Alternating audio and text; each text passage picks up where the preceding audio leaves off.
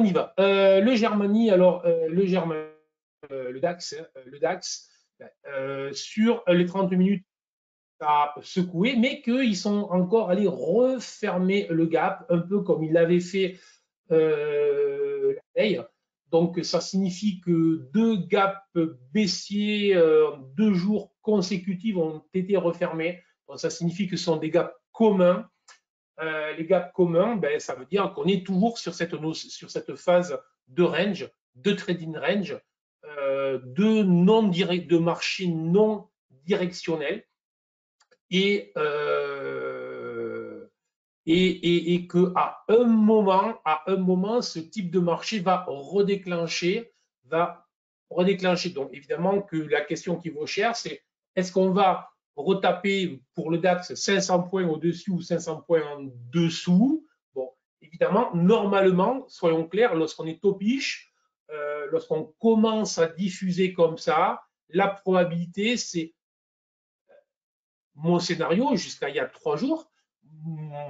Mon scénario, c'était qu'après cette phase de marché, on aurait une phase corrective de repli.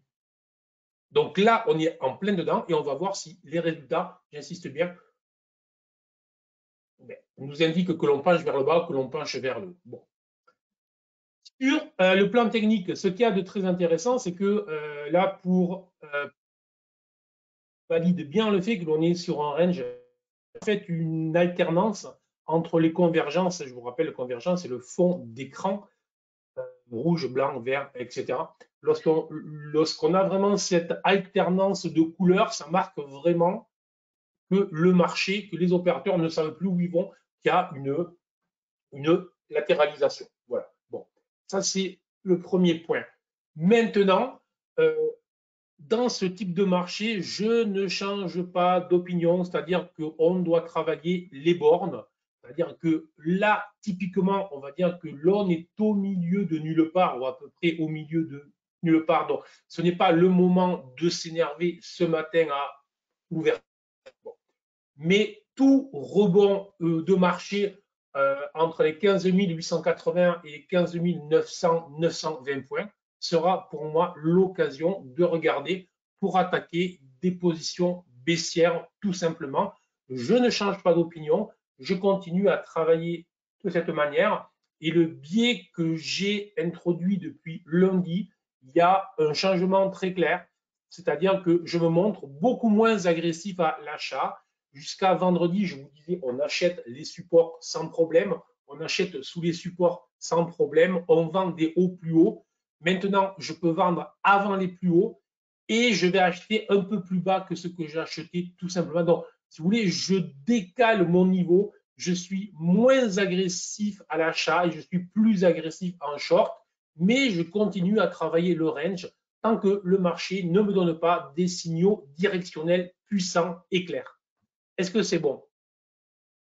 Est-ce que vous êtes à l'aise avec ce type de marché ou est-ce que vous ne l'êtes pas? Tiens, ça, c'est une question. Si vous pouviez, si tout le monde pouvait me répondre, ça me ferait très plaisir parce que ça, c'est vraiment, c'est assez typique. Je vois bien les traders que je forme et que j'accompagne.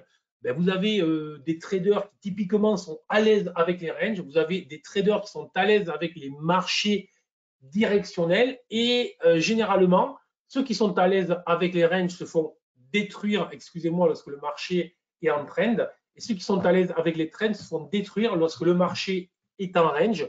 Or, une bonne gestion je vais y arriver. Pour être un bon trader, je vais y arriver. Pour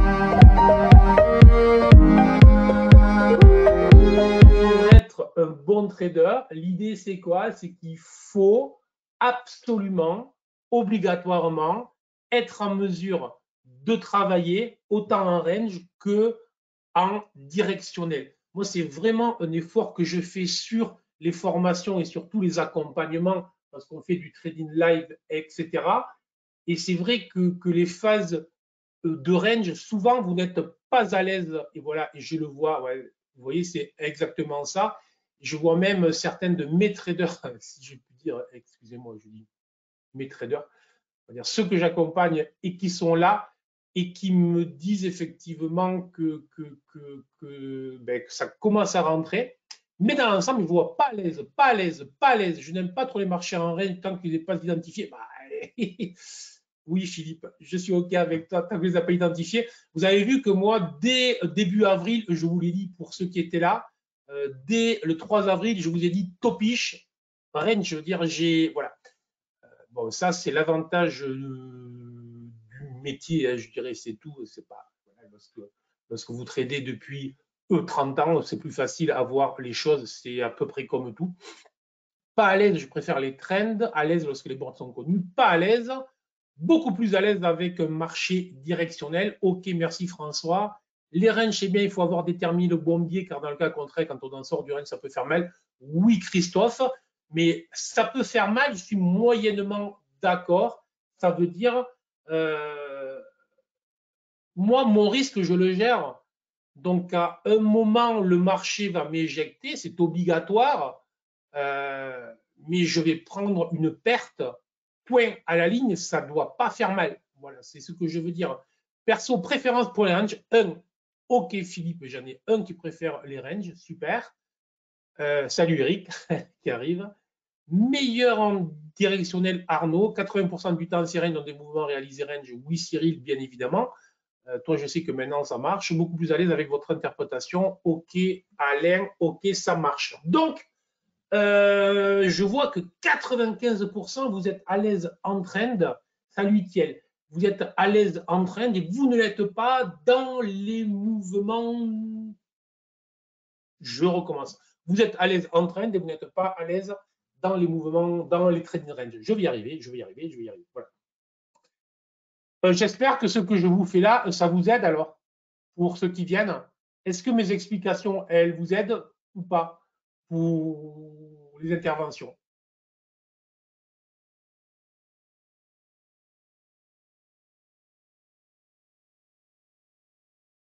OK, merci beaucoup. OK, super. OK, OK, génial. OK, super. Excellent, excellent, excellent. Le marché de bonne partie de son temps en range directionnel. Oui, ben, on considère que 70 à 80% du temps, le marché est en trading range. Christophe, grandement, oui, analyse fait plus qu'aider, elle donne du sens. Merci, monsieur Richard. Ça aide énormément, mais ce n'est pas encore clair sur la technique, je te laisse à mettre en œuvre dans ce cas. OK, oui, Bruno. Alors, c'est spécial, effectivement. Ça, c'est vrai qu'on le voit sur les sessions live, c'est plus facile lorsque je trade live. Là, on est vraiment dans de la partie analyse. On n'est pas dans de la partie formation et de la partie trading live. Oui, beaucoup, ce qui est fort, c'est que tu mets en perspective et que tu montres bien le contexte qui bouge. Merci infiniment, Eric, de ton commentaire aussi. OK, bon. Euh, Donc voilà. Donc vraiment, aujourd'hui, moi, je dis bien surveillance forte. Je vais être aussi clair. Je ne vous dis pas du tout que j'ai raison. Je ne vous dis pas qu'il faut vendre s'il y a des hauts. Je dis que je vais vraiment surveiller ça. Mais après, vu les résultats, je vais vraiment regarder comment l'opérateur, j'insiste, ça doit juste faire la troisième fois que je vous le dis, comment les opérateurs vont réagir à ces résultats. Voilà, c'est crucial, crucial, crucial. Donc, on vit, encore une fois, sur les marchés. Moi aussi, j'adore autant la bourse et autant les marchés, c'est parce que franchement, on ne s'ennuie jamais.